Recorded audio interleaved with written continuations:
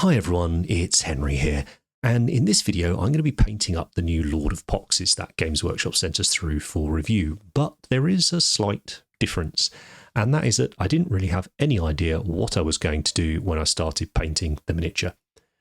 For want of sounding a bit artsy-fartsy, I just started noodling about and pushing the paint around and seeing what happened, and I ended up having, I think, the most fun that I've had painting for at least a year, if not several. I love how this mini has turned out, and it was all still done within the framework of army painting, painting a miniature, getting it painted for gaming. But I was discovering as each sort of step was going on that I didn't have to do what I'd always done before. I could try slightly different things out, a different approach, maybe different levels of expectations. And that's why I've ended up calling it like Nurgle Minimalism, because I think this is essentially the point I got to with a mini where I've left out absolutely everything that doesn't matter to me, and I've still ended up with something that I really enjoy, possibly that I've enjoyed more, as I say, than anything I've done that I can remember. So I hope you enjoy. Let's paint.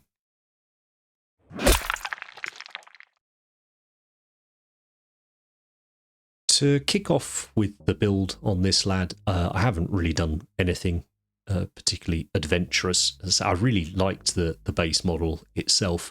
The only thing I've really done is change the head on him for just one of the heads out of the Heresy Mark 6 or Mark 3 command sprue that you get in their normal the normal power armored troop boxes, tactical squads. That's the word I'm looking for.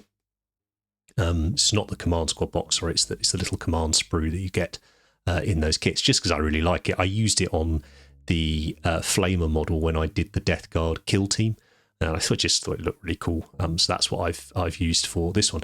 But as you'll see in this sub-assembly, I've completely forgotten to drill the hole out to put the head in, so that's going to be fun a little bit later on. With regards to sub-assemblies for painting, he's pretty easy, this guy. I've left the sword off, and I've just tacked the backpack on with a little bit of super glue so I can snap it off if I need to. In the end, I didn't require me to do that, but it's always an idea as well if you just use a tiny bit of super glue, and particularly a bit of super glue activator rather, the stuff that speeds it up. That makes the join a lot more brittle, so it can be a really useful way of just sort of tacking bits of your model together. But if you did want to paint, say, the cloak separately on this guy, that's a lot trickier, because this model went together possibly the weirdest one I've done recently. Very, very clever, but yeah, some bizarre sort of assemblies. And one of those was the sort of way it all hooks around his shoulder, and as you can see there, the lower rim on the pad is actually part of the cloak and all the rest of it. So in the end, I was like, do you know what? It's going to take more effort cutting and sorting this out to give me sub-assemblies. I'll just paint the cloak on the model. And as I've mentioned, because I didn't really know what I was going to do, I figured I'd work something out when we got there. Now, as I often say with Marines, I think one of the most important parts of the paint job is going to be the armour. And for this guy, I knew I wanted to somewhat riff on the original scheme for Deathguard, where it was white armour, and albeit, grunged and grimed up. And very often that can end up being more of a sort of deck tan or a sort of bone colour, which I think looks really, really cool. But this one, I wanted it to be white with green. So I thought, well, let's start with a green base, and I've started over a black primer deliberately because I wanted to try and keep the shadows quite sort of dark on this model. I thought one of the things I would try to push was the value contrast, so really dark shadows and then nice light bright areas of highlight. So I base coated it using khaki drab. It's a Tamiya paint, so we need to use Tamiya thinner, and I've thinned that about 2 to 3 drops of X20A thinner to Tamiya. I'm spraying about 20 psi, and I'm using a 0.4mm needle and nozzle in my airbrush. And now I'm going to go in and apply the first highlight. So I've mixed in some XF2, some flat white. It's important with the Tamiya acrylics, if it's XF, then it's a flat colour. If it's just X and then a number, it's a glossy finish. So sometimes you can get caught out by that. But yeah, I've just mixed in white. I can't remember the ratio. It's probably 2 to 1 green to white, something like that. But yeah, just lightened the green up.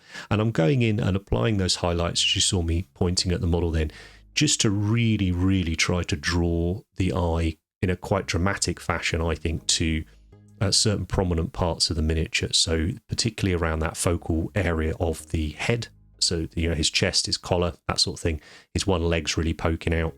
And just really try and do it where it's almost like the highlights and the areas I want people to look at are really well in focus.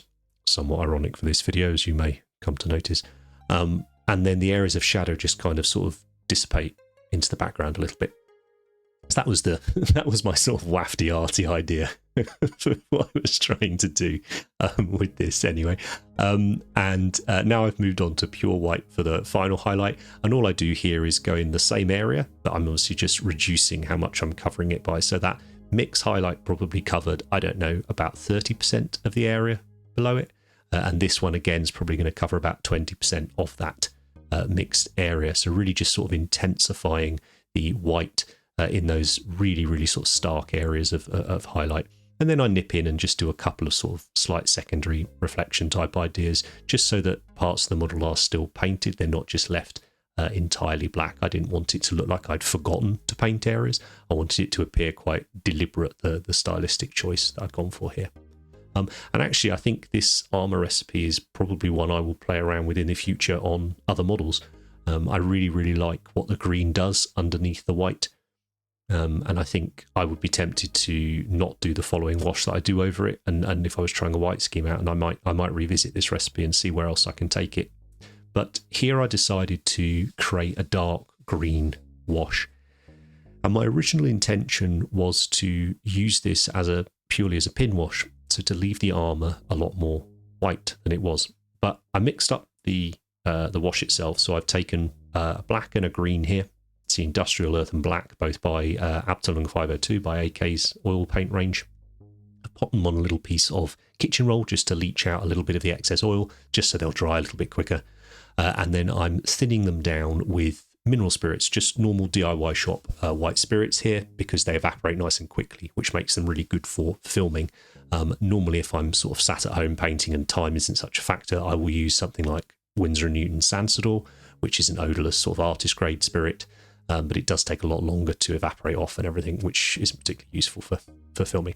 And you can see here I made the mix up, and then I roughly thinned it 1-to-1, so 50-50 mineral spirits to oils. So it was a relatively thick wash, but you'll find that if you do over thin the washes, they'll split out. So if you want really thin ones, sometimes you're better to look at something like an enamel wash instead. So it wasn't quite dark enough. You can see I've just added in the black ever so slightly each time. It's very strong black and white when you mix them into colours. So just took my time with it. And I popped the first bit over. I started on the foot and I thought, oh, that looks really nice over that white. And I haven't varnished it or I haven't done anything like that. So I'm not worried about the paint being damaged because the acrylic paint is dry underneath. But because I haven't, say, gloss varnished it or anything, the surface of the miniature has a slightly matte texture because of that XF2, the flat white we'd used, which means that this filter, this oil wash, is sort of sitting on the flat areas rather than being drawn into the recesses as much as it would be had we put a glossier surface on the model. But as it turns out, I think the colour is absolutely lovely. So I was like, oh, I'm going to work with this. So again, this is more of me just kind of being guided by what was happening on the model. I was making informed decisions with regards to sort of colour choices and maybe intent on lighting and stuff like that. But at this point, I was like, oh, do you know what? That looks pretty cool. But then I thought, well, I've lost that area of really bright highlight that I liked. So whilst the oil paint is still super wet, and this is literally just after I'd finished applying that wash, I've gone in again with a soft brush and just soaked it in some spirits. And I'm just removing some of the oil paint that is on those areas of brightest highlight that I wanted. So the chest, the collar, the leg, that sort of thing. I'm being very gentle because I don't want to start dragging it and creating streaks. I don't want to overly dilute an area, so I'm not flooding it with the mineral spirits here. You see I'm putting some on my brush and then taking the excess off before I apply it. I just wanted it to start to remove the oil from that area of highlight so it didn't stain it too much. And if I'd waited for it to dry or even fully cure, but certainly if I'd waited for it to dry, then it would have stained the surface underneath it to the point where to remove it enough, you just wouldn't be able to. You'd end up rubbing the paint off.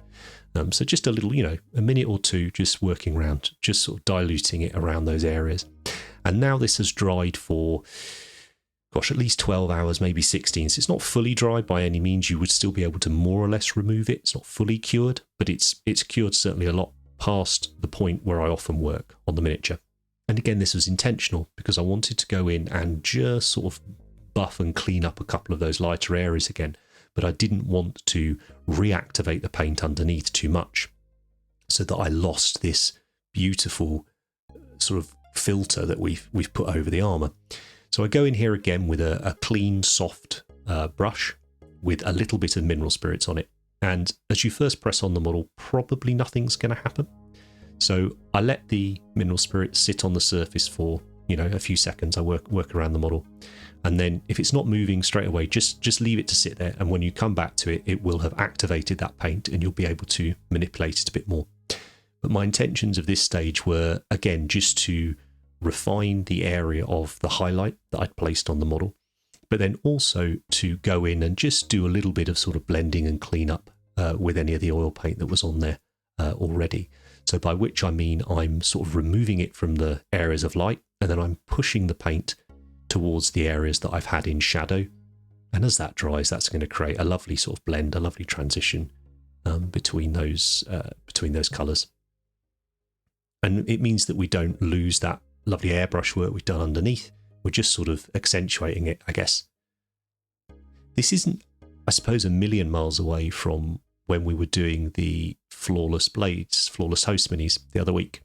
But it is a little bit, it is, as you'll see if you've watched that video, that application was slightly different to this, or the intentions of that were slightly different. So here you can see what I mean. I left that leg, I left the mineral spirits on there for about 30 seconds to a minute. Now I can go back and I can just move that oil around a little bit more easily. Because you do want to be gentle.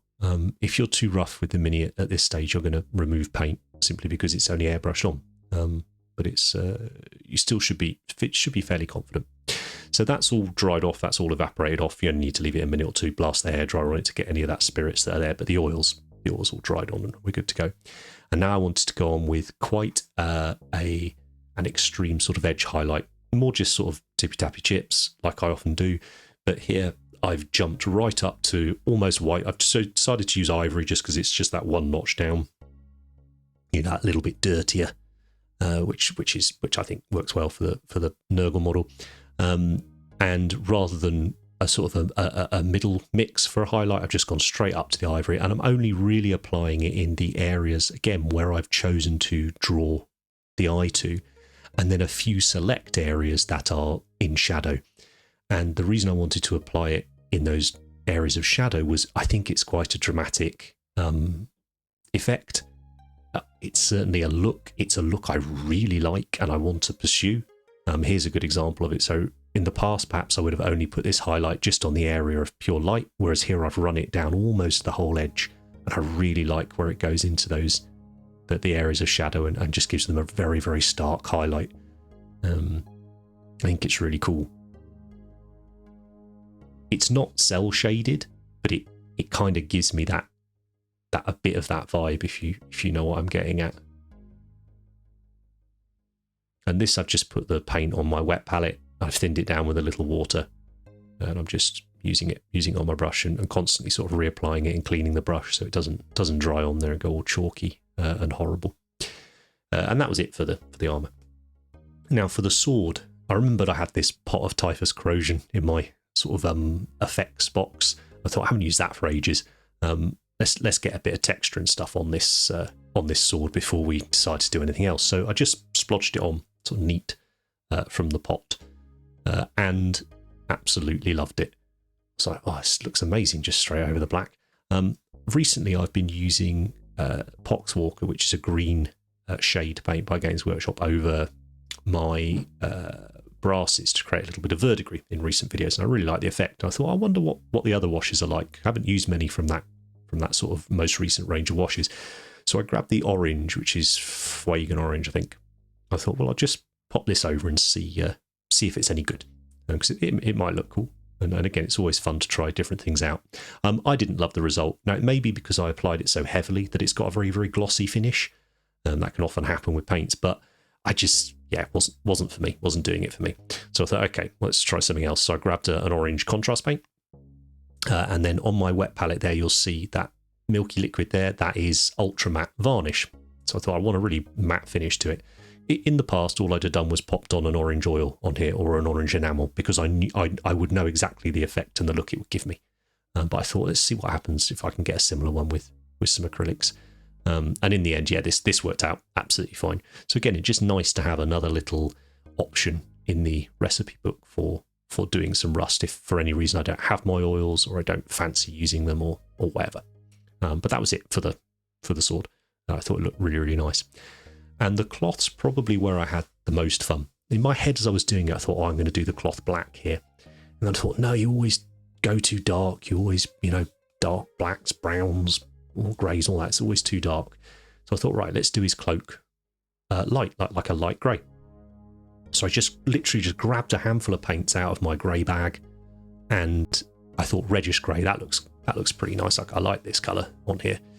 And I just started stippling it and splodging it onto the cloak because I thought, let's see what happens if I get some texture on there. Not physical texture, but just painted texture. At this point, I was far beyond the point where I was concerned about any level of realism on the model. Because often the way I enjoy to paint. But I thought, let's just see what happens, see if it looks cool. So I just started stippling on the reddish grey. I didn't bother blacking anything out, as I often would on the model before. So I left where I got areas of overspray, and what all this seemed to do was just create all this sort of variety of tones just with this really thin down paint. And you can see how thin it is as I'm putting it on the model, and I'll demonstrate in a second on my nail in a clip. But it was creating just this interesting texture, I thought, this interesting look to the Mini. So I just worked my way around all of the cloth, and I've left nearly the entire process in for the cloth because it didn't take me long at all. Which was another. This model painted so quickly. It's been a busy week at work getting things ready for MPO coming up in a few weeks. Our miniatures show, our painting competition show, and I'd had a few other things as well to do, Kickstarter and sorting some camera stuff out for Twitch, all just stuff that gets in the way sometimes. And I was really worried about doing this Mini. But as it was great to just sit down and do for like 20, 30 minutes at a time and get a step done. Which again, it comes into that sort of army painting mindset, I think, in my head anyway. So that's what one layer of it looked like. So now I thought, okay, well, I'll go in here and the areas where the light would hit, so again, kind of shifting a little bit more back to realism, I will add another layer of the reddish grey. But you see there on my nail just how thin this layer is. And what that means is we're able to apply loads of it without it building up too much sort of physical texture on the Mini. So here I'm just going in and again just doing loads of dashes and scratches and splodges, but this time focusing on the areas where the light hits it more. So I'm leaving some of those recesses with just a little bit of the reddish grey in them. It's not super accurate, it's not crispy, but I was already starting to really like the look. And it might sound silly, but this little short sort of 5-10 minutes doing this cloak was just some of the most relaxing, enjoyable painting I've done for ages. Maybe the bone video I did a little while back, there was some similar feelings when I was doing that. And I don't know if it's right to talk about that, that sort of thing. I'm sure it sounds a bit silly. But I think sometimes, certainly for myself, I can often when I'm painting the models, I'm painting them to get them done rather than necessarily enjoying the processes themselves. But this model wasn't that. This was just enjoying every sort of moment of applying the paint.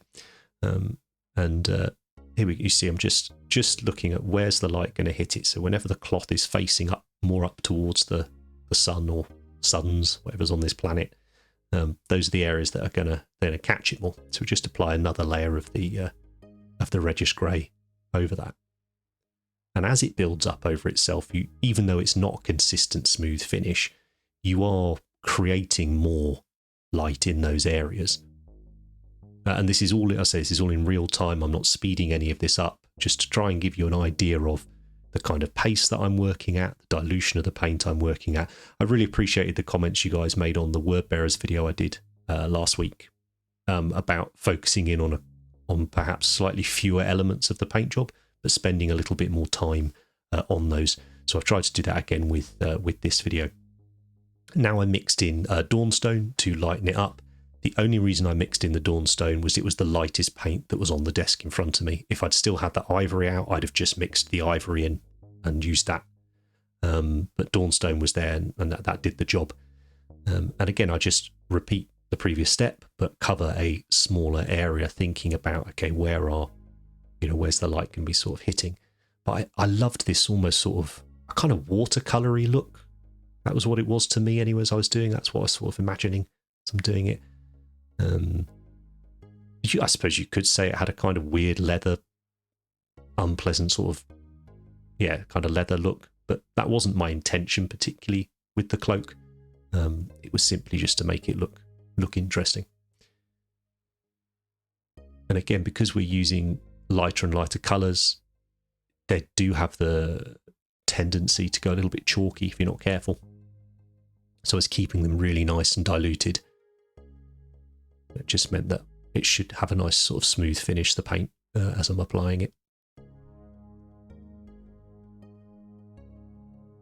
I think it's remarkable sort of just what we're at here, two paints or two mixes over a black, and look at all the different sort of tones and we're getting across it.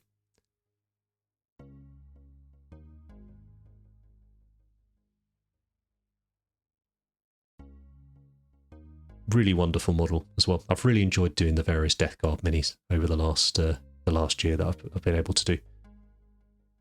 And here I just add more Dawnstone into the mix, and now I'm really just sort of focusing more or less just on the edges. And I thought I will go and put some relatively sharp edge highlights on because I wanted to look a bit more dramatic, and the shackles of trying to make it look vaguely realistic were off.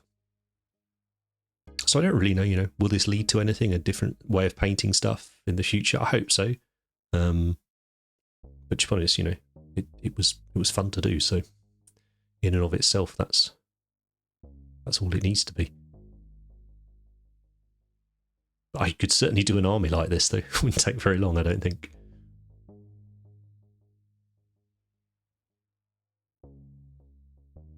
And I was particularly enjoying how light the miniature was looking at this stage. I've used that very light green on the armour. I've used this light kind of, don't really know what colour it is on the cloak.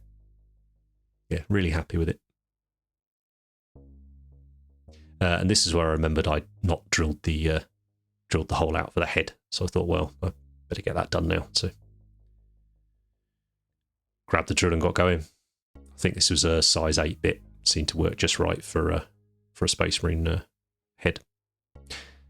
Now, for the sort of cloth, or I chose for it to be leather covering on his backpack, which is presumably where he's got his horrible pox smoke machine in. That's what I'm assuming. I've done a very, very similar thing with this.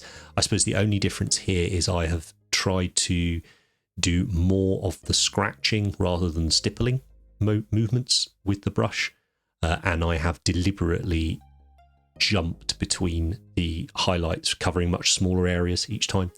Kind of, that thing where you see leather, it's often just the sort of areas of real wear and tear. They're so much lighter than the shadows are. So there was just one of that thin down dark brown there, the dark rust, it's just a dark brown over the black. It's left it already nice and sort of dark in those shadows. Then straight in with the Mournfang, see covering a much smaller area and much more of those scratches on it. And then I picked XV88 up the other day. I've never used this before. I thought, let's see what it's like. And I just used that again just to give us a final highlight on it. And I like this. I like that jump between those three colours. In my mind, this now reads as leather, as a different material, not just a different colour to the cloth, which again was, in my eyes, just made the miniature a little bit more interesting, a little bit more pleasing to look at, rather than me just doing exactly the same technique as I'd done for the cloth, the cloak on the model. But really, really like this three colour combo actually as well. So glad that one's in the recipe book for future videos if you want that sort of yellowier leather. And then because there were quite a lot of leather straps actually on the miniature, I thought I'd just keep them black, but I just gave them a Steel Legion drab sort of edge highlight, little scratchy edge highlight. Again, no mid-tones in there, no mixes, just get it on, get a weird, not weird, get quite a dramatic highlight on there, and just sort of be brave and lean into it and let it do its job. Now the metals, you'll know I love metallic paints, I love working with them, but I kind of wanted to have very, very few on the model. And as I mentioned earlier, I loved the way that the Typhus Corrosion looked just over the black paint. So I blacked out anywhere that was going to be silver on the model. I just blacked it out and then just slopped the Typhus Corrosion over it. And again, because I wasn't worrying about it looking realistic, I just left it at that. Thought it looked kind of cool. For his shoulder pad details, I chose to use Runelord brass. Normally I would have used a darker, warmer, more sort of orange-yellow brass colour. But again, I was trying to push everything as light, well, not everything, push lots of things to be lighter. And Runelord brass is a colour I like working with a lot. The coverage isn't amazing on it, but it's this beautiful sort of pale, sort of goldy brass colour.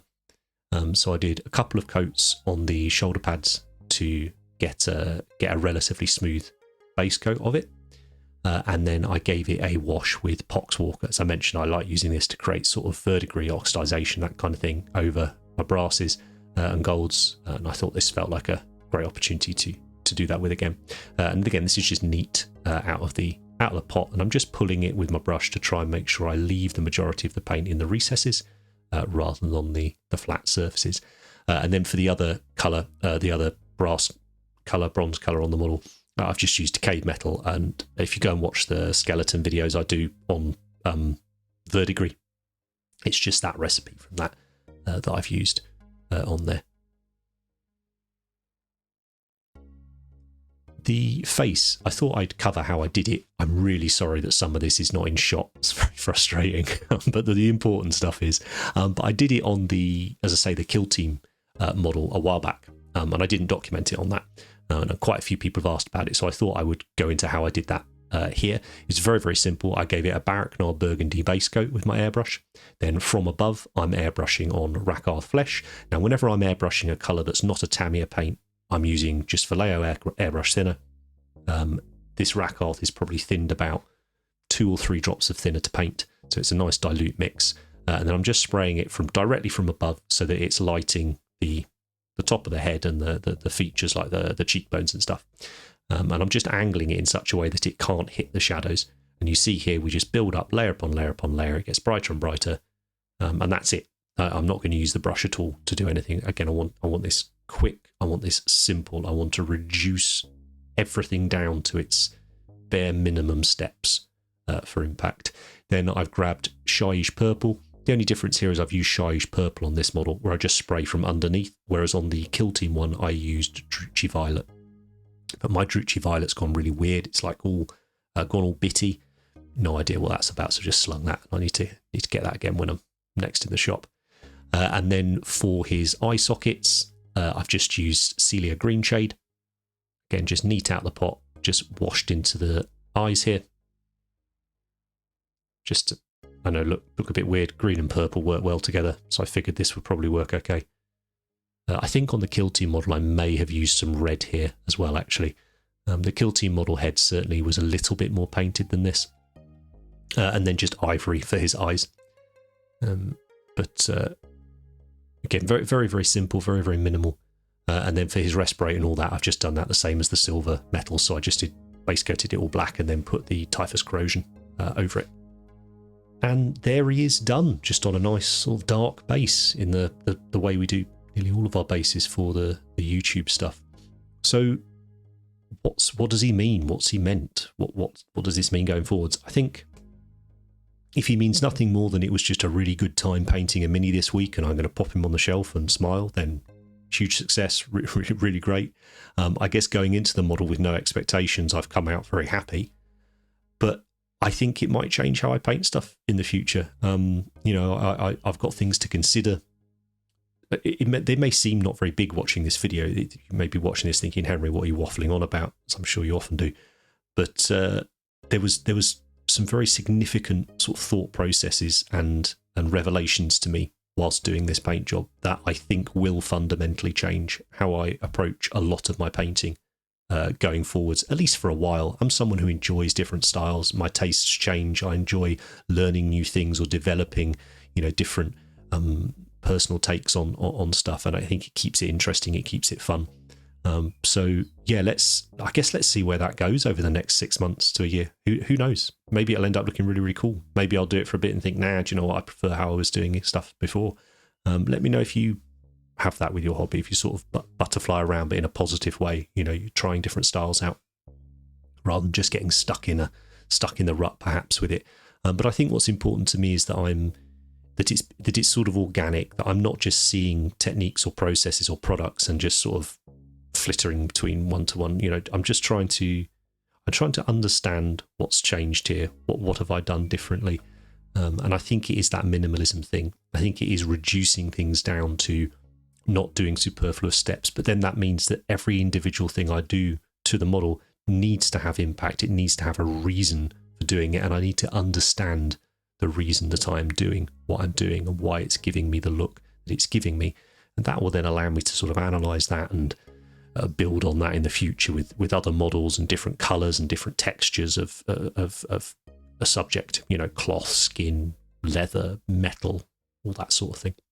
So yeah, just really, really exciting times for me with this mini, and I'm really glad you guys have been able to come along for the journey with it. If you're still watching the video at this point, a massive thank you to those of you that support us over on Patreon. It is your guys' support that allows Andy and I to do all of this for a living. If you join up on Patreon, you get extra videos each month mainly from Andy, and they'll often be multi-part, really nitty gritty, deep dive detail stuff on a lot of his display miniatures. It's absolutely fantastic. The stuff he's got an amazing Fuegan he's working on at the minute, which he'll be bringing along to MPO in a few weeks if you guys are lucky enough to go there. Jump into our Discord. It's free for everyone to jump into. It's a lovely little community if you fancy sort of chatting with like-minded folk. And then there's also our Twitch channel now, which is a lot more sort of hobby streaming and podcasts and stuff. So if you fancy seeing that side of the business rather than the tutorials, consider going and checking that out. But all those links are in the description.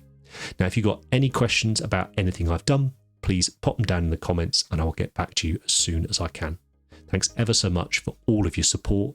Those likes and comments make a massive difference to these videos, and I really appreciate every single one of you that hits that like button or makes the comments. I really do.